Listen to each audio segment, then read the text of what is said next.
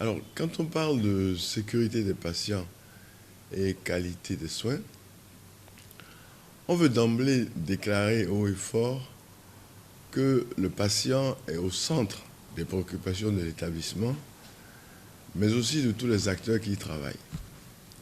C'est dire aussi que, très haut, quand un patient vient chercher des soins dans un établissement de santé, il doit en sortir avec une satisfaction du service qu'il a reçu.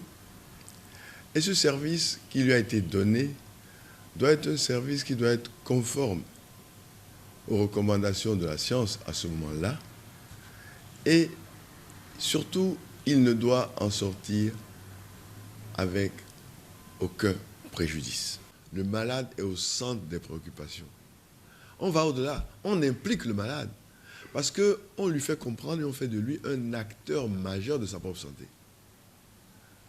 À savoir que ses droits et ses devoirs lui seront communiqués, appris, quelle que soit la langue qu'il parle. Il n'a pas besoin d'être alphabétisé en français, il n'a pas besoin de connaître le français, mais on trouvera les moyens de nous exprimer dans sa langue pour lui faire communiquer cela.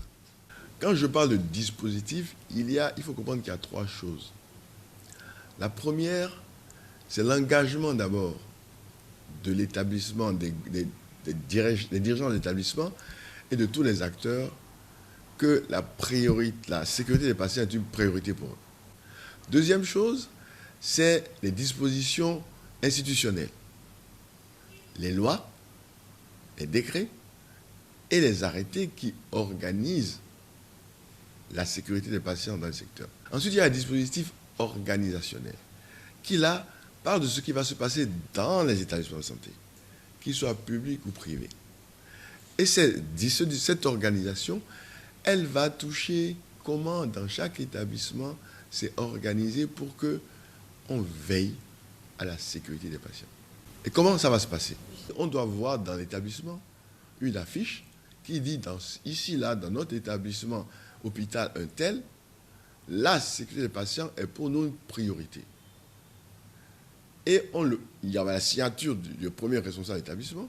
Ça doit être placardé suffisamment partout pour que tout le monde le sache, aussi bien les professionnels qui y travaillent que les utilisateurs des services qui y viennent.